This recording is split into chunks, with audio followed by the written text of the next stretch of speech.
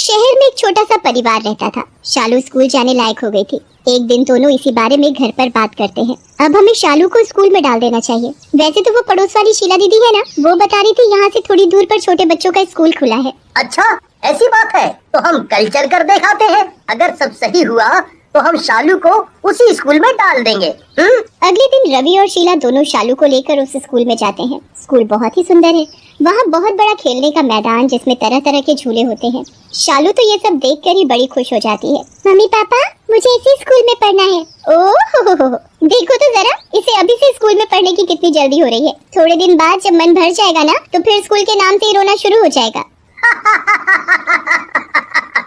ये तो सही बात है। चलो खैर अभी अंदर चलो, मैडम से बात करनी है। दोनों अंदर जाकर प्रिंसिपल से बात करते हैं। रवि और सीमा को स्कूल बहुत ही पसंद आता है, तो वो उसी दिन शालू का उस स्कूल में एडमिशन करवा देते हैं। अगले दिन से शालू स्कूल जाना शुरू कर देती है। उसका पहला दिन होता है तो वो बड़ी ही खुश होती है। सीमा उसे स्कूल छोड़ने जाती है।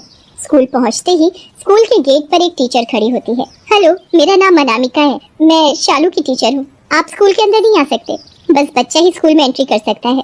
तो आप शालू को छोड़ जाइए, मैं इसे क्लास में ले जाऊंगी। अच्छा, ऐसी बात है, तो आप इसे ले जाइए। बाय मम्मी, छुट्टी में मुझे लेने आना। हाँ मेरी प्यारी बच्ची, अच्छे से पढ़ाई करना। टीचर शालू को पीछे के रास्ते से होती हुई एक सुनसान जगह ले जाने लगती है।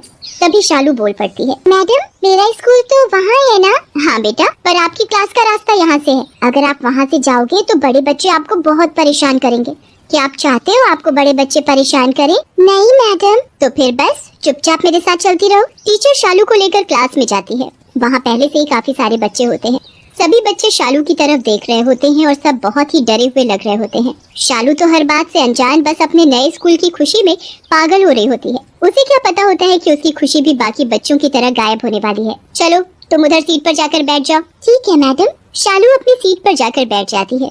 उसके बाद टीचर बच्चों को पढ़ाना शुरू करती है। वो एक चौक उठाती है और ब्लैक बोर्ड पर एक मुश्किल सा सवाल लिखती है।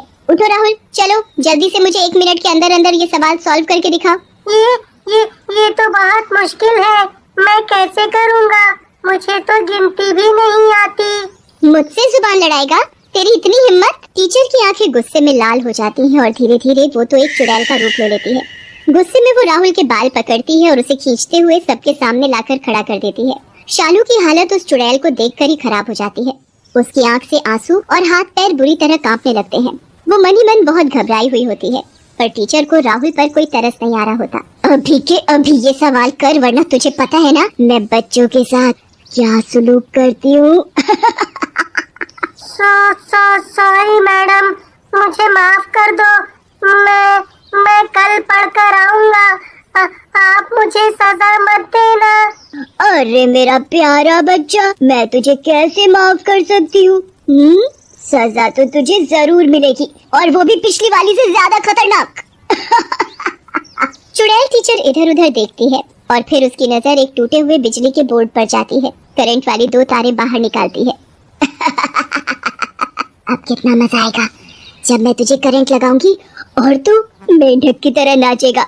सारे बच्चे ताली बजाना, ठीक है?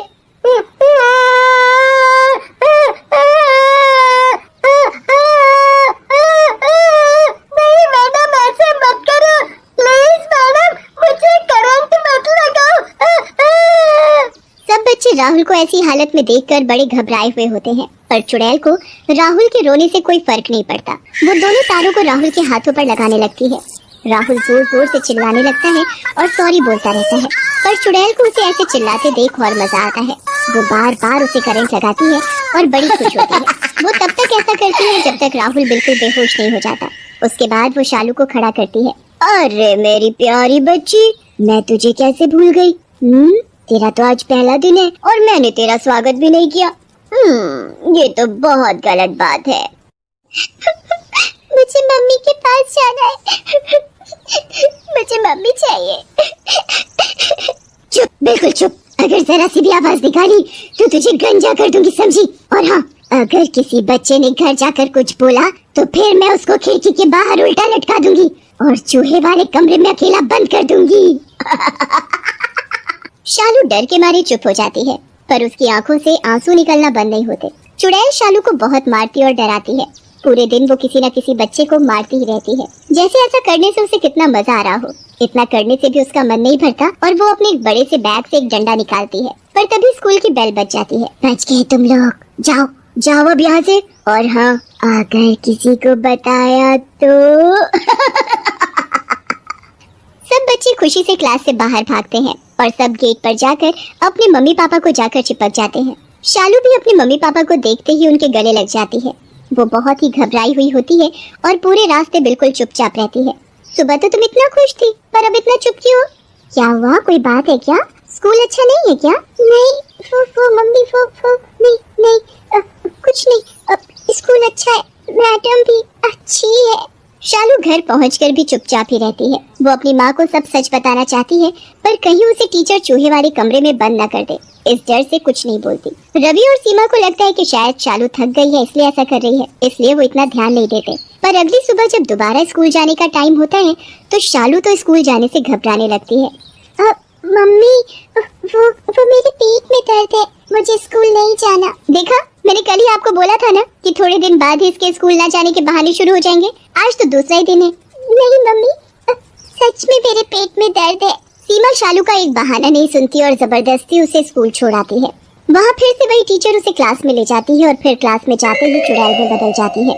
उसके बाद उसका वही बच्चों पर अत्याचार शुरू हो जाता है। वो बच्चों को मारती पीटती और खूब डराती।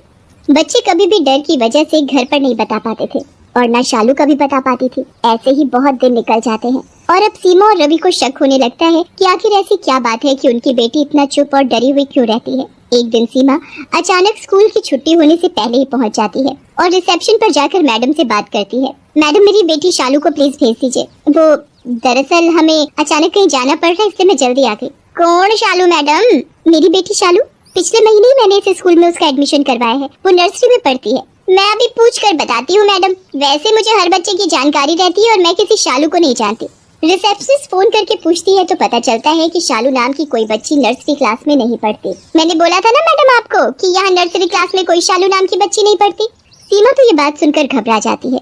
वो स्कूल में शोर मचा देती है। उसके बाद प्रिंसिपल वहाँ आ जाती है और सीमा से पूछती है कि वो शोर क्यों मचा रही है। स्कूल वाले बोल रहे हैं कि मेरी बेटी यहाँ नहीं पढ़ती, जबकि मैं रोज उसे स्कूल छोड़कर जा रही हूँ और छुट्टी में मुझे वो वही गेट पर मिलती है। आपको तो याद होगा ना मैडम, मैं और मेरे हस्बैंड दोनों आए थे एडमिशन करवाने।